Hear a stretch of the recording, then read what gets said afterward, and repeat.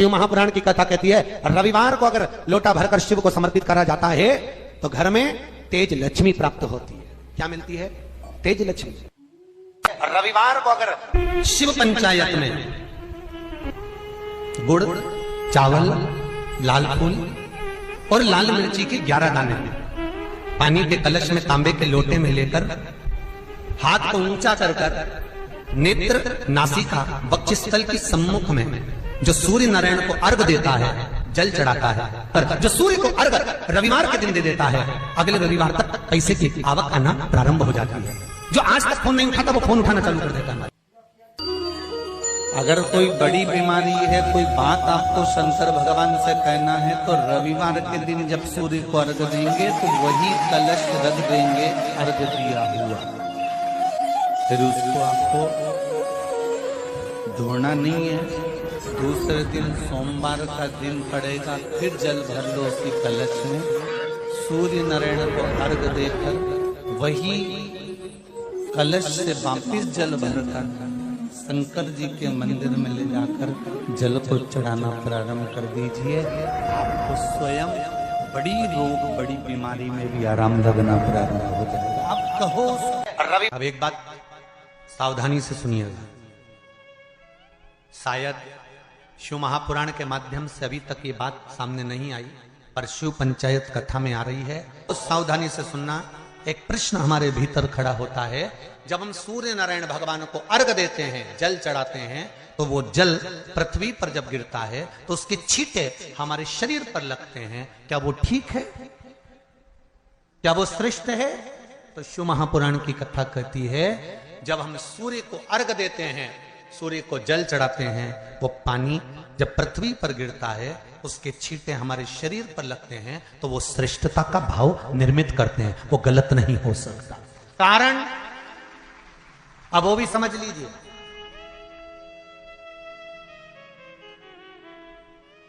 अब सूर्य नारायण भगवान को आप जल चढ़ा रहे हो तो छींटे नहीं लगे, उसके लिए क्या स्टूल पे चढ़ के चढ़ाओगे कि कुर्सी पे चढ़ के चढ़ाओगे? अरे बोलो तो सही। अब कई लोगों के दिमाग में यह बात भरा गई कि हम भगवान को जल चढ़ाते हैं, वो हमारे शरीर में छींटे लगते हैं, जमीन पे से पानी गिरता है, वो हमारे शरीर को छींटे लगते हैं, भगवान को अच्छा नहीं लगता होगा। कौन ने कहा? पहले तो उसको पकड़ के ला। मेरे राम जी महाराज, मेरे भगवान कृष्ण, बड़े बड़े संत, साधु, सन्यासी, तपस्वी, साधक, उपासक जितने भी हुए, जिन्होंने सूर्य की आराधना करी, इन्होंने टेबल पे चढ़कर या कुर्सी पे चढ़कर जल नहीं चढ़ाया, इन्होंने पृथ्वी पर खड़े होकर ही, क्योंकि पृथ्वी तत्व के देव हैं शिव। जब हम मृत्यु लोक पर खड़े होकर, पृथ्वी पर खड़े होकर भगवान शंकर का भाग पृथ्वी तत्व को धारण कर कर जल को हाथ में लेकर जब समर्पित करते हैं और जो जल नीचे गिरता है वो शरीर पर अगर लगता है तो हमको उसका आशीर्वाद ही प्राप्त होता है, दोष नहीं लगता। पर लोगों ने इसको विपरीत कर दिया। कि कौन ने विपरीत करा? कई लोगों ने इसको विपरीत कर दिया। कौन ने विपरीत करा? तो जो दूसरे धर्म के लोग होते हैं, जिनको हिंदू धर्म से नफरत होती है और जो हिंदू धर्म की पूजन, सेवा, अर्चना को समाप्त करना चाहते हैं, वो धीरे धीरे धीरे धीरे कहने लगे कि सूर्य को जल चढ़ाओगे तो शरीर में लगेगा, शरीर में लगेगा तो दोष लगेगा। इसको कह कहकर घर घर में सूर्य को जल चढ़ाना लोगों ने बंद कर दिया कि आप जल चढ़ाएंगे तो दोष लगेगा, शरीर पे छींटा लगेगा, शरीर को ऐसा लगेगा। ये दोष नहीं है। कितनी सुंदर बात है महाराज। सूर्य नारायण भगवान को जब जल चढ़ाया जाता है, हाथ सिर से 8 इंच की दूरी पर होना चाहिए। जम के बोलिए, सिर से कितना ऊंचा होना चाहिए? 8 इंच ऊपर अपना हाथ होना चाहिए मस्तक से सूर्य को जल चढ़ाते समय।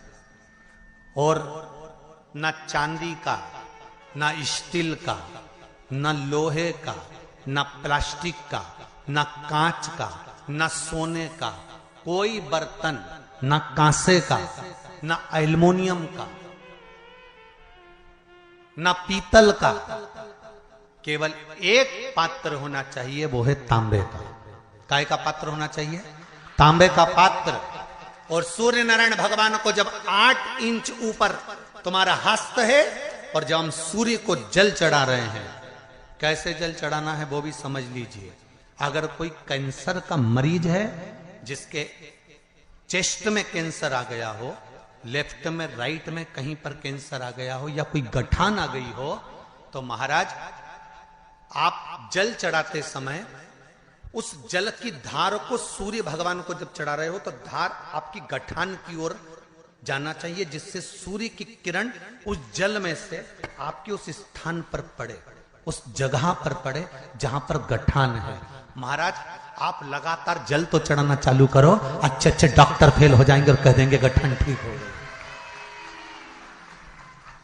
आपका लीवर और किडनी गड़बड़ कर रहा है, आप प्रतिदिन आपका स्वास्थ्य गड़बड़ रहता है, आप प्रतिदिन ये ज्योतिष शास्त्र के अंतर्गत, रत्न शास्त्र के अंतर्गत, ये रत्न शास्त्र, ज्योतिष शास्त्र, रंग शास्त्र जो हमारे यहाँ है, रंगों के हिसाब से ये जितने रत्न होते हैं, माणिक हुआ, सोन मोती हुआ, नीलम हुआ, मूंगा हुआ, पुखराज हुआ, ये क्यों कहते हैं ये पीला है, ये सफेद है, ये नीला है, ये लाल है, इसको शरीर में क्यों पहनाते हैं? उसका कारण होता है कि जब शरीर में पहनते हैं सूर्य की किरण उसमें पड़ती है, हमारे शरीर पर वो कलर का इफेक्ट पड़ता है, उस कलर को शरीर पर लगता है, और शरीर पर लगता है तो हमारा शरीर धीरे धीरे, हमारी जो इंद्रियां हैं वो सही होने लगती हैं, काम सही होने लगता है। तो आप कहते हो ना सब, मैं कौन सा नक पहनूं, मैं कौन सा मोती पहनूं, मैं कौन सा पुखराज पहनूं, मैं कौन सा नीलम पहनूं, वो ज्योतिष शास्त्र के अंतर्गत, रत्न शास्त्र के अंतर्गत जितने रत्न हम पहनते हैं ये केवल उस किरण के लिए ही तो पहनते हैं कि जो सूर्य की किरण मिले, उस किरण का प्रभाव हमारे शरीर पर पड़े। तो इन सबसे अच्छा है कि सुबह शंकर भगवान का नाम लो, तांबा का लोटा में जल भरो, 8 इंच ऊपर सिर से हाथ होना चाहिए, और सूर्य नारायण भगवान का दर्शन साधारण नहीं, जो जल तुम चढ़ा रहे हो वो जल की जो धार आ रही है उसमें सूर्य का दर्शन होना चाहिए, तो कैंसर की बीमारी कभी नहीं हो सकती। लीवर, किडनी, हार्ट, आपके हार्ट में अगर तकलीफ है, डॉक्टर ने कह दिया कि इसमें नस चोक है, आपको कहीं ना कहीं छल्ला डलेगा, आपको कह दिया इसमें कुछ ना कुछ प्रॉब्लम आ रही है, आप सूर्य को अर्घ देना चालू कर दो, सूर्य को जल चढ़ाना चालू कर दीजिए। आप सूर्य को जल चढ़ाओ, वो जल की जो तरंग आ रही है, वो जल जो निकल कर जा रहा है, उसकी जो किरण आपके हृदय पर, आपकी छाती पर पड़ रही है, नाड़ियों में पड़ रही है, नसों में पड़ रही है, उसका बल देखो तो सही। 1 महीना लगातार चढ़ाओ तो 15 दिन 20 दिन कर तो देखो। क्यों राम जी महाराज जल चढ़ाते थे, क्यों भगवान कृष्ण जल चढ़ाते थे सूर्य को, क्यों दशरथ जी महाराज जल चढ़ाते थे, क्यों कश्यप ऋषि जल चढ़ाते थे सूर्य को, सारे 33 कोटि देवता, सारे ऋषिवर, साधु संत सन्यासी तपस्वी साधक उपासक सब भगवान सूर्य को अर्घ दिया करते थे। क्यों देते थे, किस लिए? सूर्य नारायण भगवान को जल चढ़ाते समय आपके पंजों की एड़ी ऊंची नहीं होना चाहिए, ध्यान दीजिएगा। आपका पंजा पांव का पूरा की पूरा जमा होना चाहिए भूमि पर। हाथ कितने इंच ऊपर? 8 इंच ऊपर होना चाहिए। जल जो गिरे, सूर्य की किरण, सूर्य का दर्शन उस जल की रोशनी में करना चाहिए।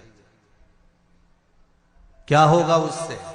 जिस बच्चे को आंख में चश्मा लगा हो, मोटे से मोटा चश्मा लगा हो, छूट नहीं रहा हो, तो थोड़े दिन उसको सूर्य का अर्घ चढ़वाना चालू कर दो, और जल में से सूर्य का दर्शन कराना चालू कर दो। सूर्य का दर्शन जल में से 2 महीना 2.5 महीना बहुत है, आंख की रोशनी बढ़ जाएगी, चश्मा हट जाएगा। आप कर देखिए। अब एक प्रश्न और खड़ा होता है सूर्य को अर्घ देने का। गुरुजी, पंचदेव पंचायत में सूर्य नारायण भगवान शंकर की पंचायत में हैं।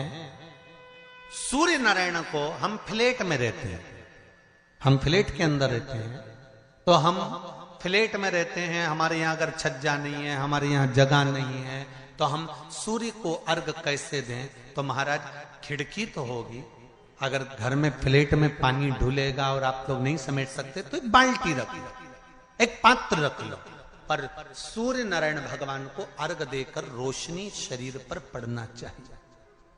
जिंदगी में कभी कोई बड़ी बीमारी नहीं आ सकती। कितने लोग देते हैं सूर्य को अर्घ? जरा हाथ उठाओ। बहुत बढ़िया, बहुत जोरदार। पुरुष लोग भी देते हैं ना, चाहे बच्चे से बच्चा, बच्चों के हाथ में भी एक लोटा पानी पकड़ाओ। घर में छोटे बच्चे हो ना, उनको तांबे का लोटा दो, पानी दो, जा बाहर खड़े हो जा, एक लोटा पानी चढ़ा के।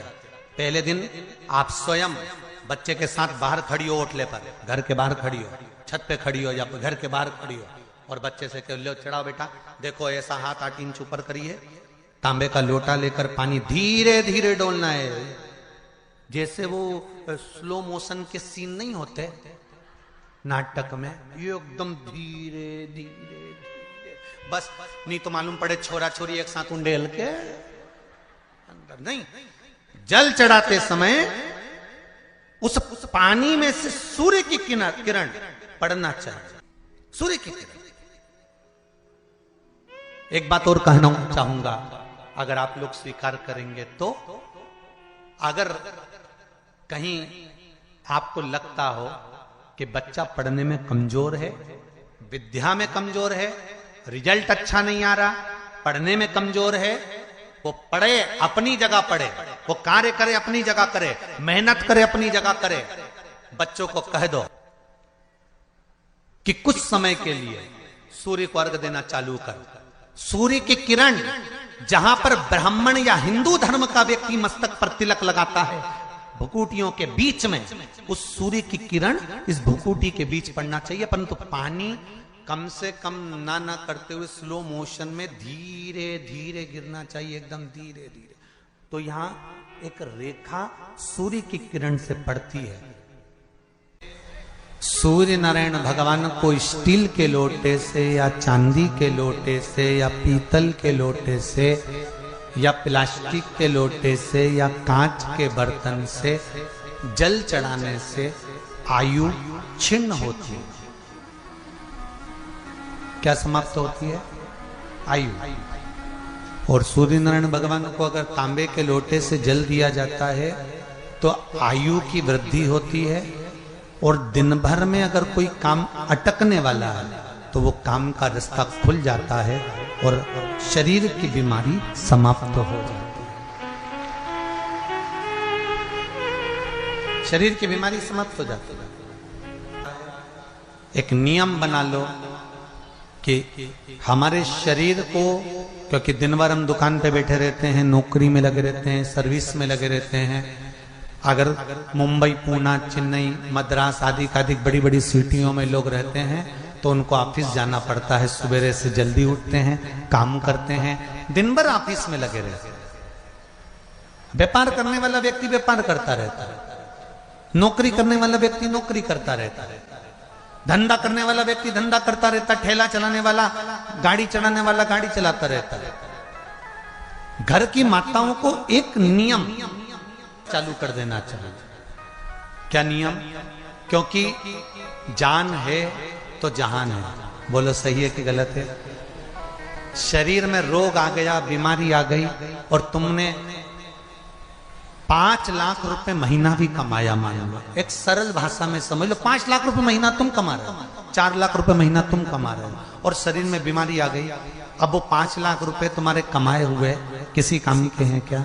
हॉस्पिटल में जाओगे, दवाई में, गोली में, जांचों में वो समाप्त होते चले जाएगा।